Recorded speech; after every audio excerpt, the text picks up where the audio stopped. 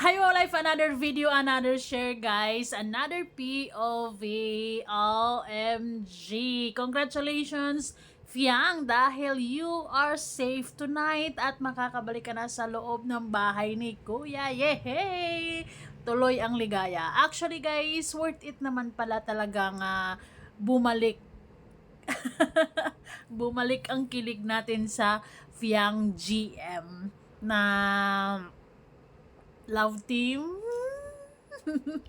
Well, anyways, malakas ang loob ko or malakas ang pakiramdam ko no matter what, sino man una or unang makalabas sa kanilang dalawa, for sure, malaki yung gagawin nila na trabaho sa labas ng bahay ni Kuya, di ba? Worth it naman talaga yung kilig na nararamdaman natin sa kanila, and hopefully may patutunguhan. GM, ipaglaban mo naman si Fiang. Pero, may napapansin ba kayo kay GM, guys? Usually kasi, every time na may bumabalik kapag dahil diba pagka tinatawag na safe ka tonight, is babalik ka sa loob ng bahay ni Kuya. Usually, ang reaction ni GM is, hindi siya masyadong natutuwa because lalo na kung pakiramdam niya yung tao na yun is malakas. Kasi, very competitive talaga siya sa loob ng bahay ni Kuya. Napapansin nyo yan. Na, syempre, di ba, although magkakaibigan silang lahat sa loob ng bahay ni Kuya, pero let's not forget na it's a competition at the end of the day. And syempre, bawat isa sa kanila ay gustong-gustong manalo, of course, di ba? And isa na si GM talaga doon na talaga namang grabe. Willing siyang i-nominate yung tao na yon, magbigay ng 2 points para lang mailabas sa bahay ni Kuya. Ganon siya ka gustong manalo, gusto niyang alisin lahat ng mga sagabal sa dadaanan niya patungo sa tagumpay. Okay, ay naintindihan ko si GM kasi syempre kaya ka nga naman na pumila ng bonggang-bongga dyan para manalo, diba? Anyways, let's go back here. Dito, tingnan natin yung mga reaction ng bawat isa sa kanila sa pagbabalik ni Fiang sa loob ng bahay ni Kuya.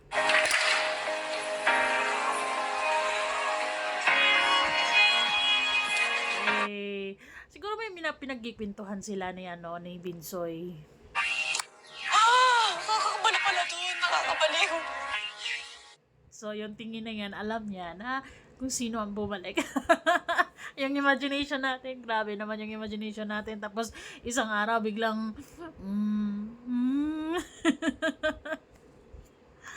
ipaglalaban mo yan, GM. Panindigan mo yan. Okay.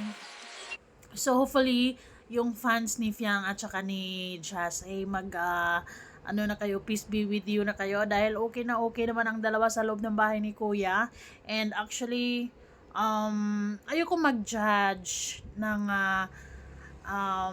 totally sa kung sino man sa kanila because sa totoo lang, hindi naman natin alam ang lahat-lahat ng pangyayari sa loob ng bahay ni Kuya, di ba? So, sila lang mismo ang nakakalam kung ano ba talaga ang totoong nangyari, ano ba talaga sila. But anyways, focus tayo kung saan tayo masaya ngayon.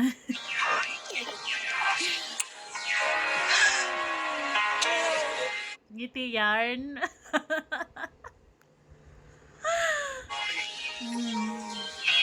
Kumbaga, save the best for last. Okay, Kyrene, hugging Fianggi. Ito ka.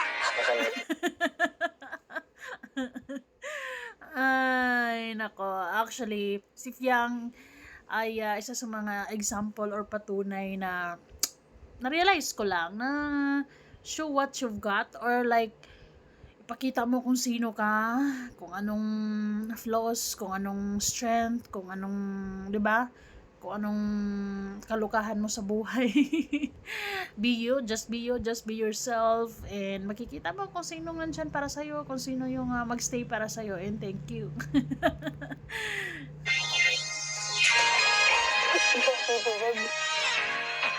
Grabe namang hug na yan. Ang ano naman, ang higpit. Pero normally siya yan.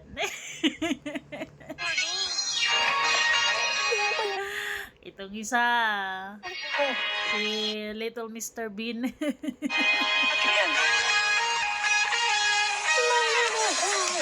Ang pugi ni Dylan, no?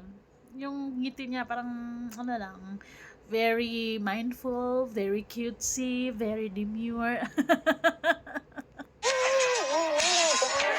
Ito si ano naman to, si Fiang at saka si Jaren. Hay, nako. Nung mga nakarang araw actually, yung mga GM Fiang fans, ay nag-switch na dito kay GM and ano, kasi wala na ng pag-asa yung GM Fiang. Diba? That's what I'm telling you guys. Very cutesy, very mindful, very demure itong si Dila, no? Of course, save the best for last. Oy, Ibarra, ipaglaban mo yan. Ay, nako, paano yan, GM? Mukhang magiging hadlang si Fiang sa gusto mong mangyari sa loob ng bahay ni Kuya. Kaya mo bang magbigay daan? Hindi mo ba siya bibigyan ng 2 points? Ang higpit naman ang heg. Kala mo naman. Ay. Actually guys, super masaya ako sa pagbabalik ni Fiang sa loob ng bahay ni Kuya kasi from day 1 na pumasok siya sa loob ng bahay ni Kuya and up to now is sobrang laki ng changes niya, 'di ba? At syempre, isa sa mga pinakamalaking ambag dyan, of course, si JM, si Binsoy, yung mga feeling ko naging totoo sa kanya at imbes na alam mo 'yon, si change for the better, 'di ba? And I appreciate it. mas gusto kong tingnan yung positive na Piang kaysa kung ano mang negative na pwede nating silipin sa kanya, 'di ba? Now, I sana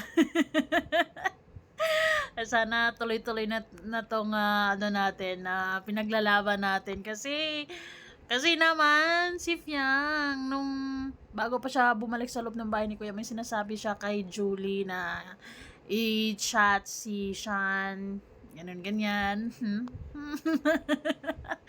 Hoy, Fiang ka na ba talaga?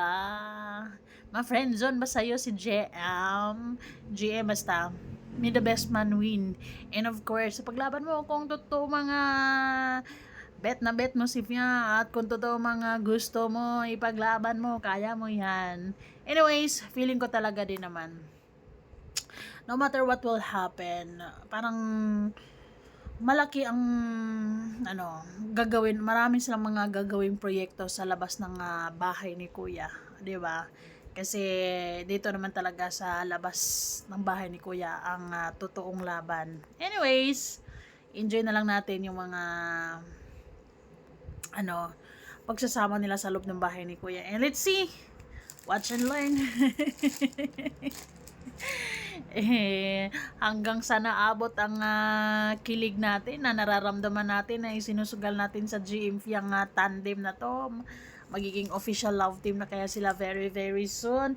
Anyway, low-key naman si Kuya Big Brother, di ba? Na parang naman siya, Fiang and GM naman siya. Fan. Kaya paunti-unti naman yung binabalik yung kilig natin. Hopefully, ma-envelope. Okay guys, thank you so much for watching and congratulations once again, Fiang.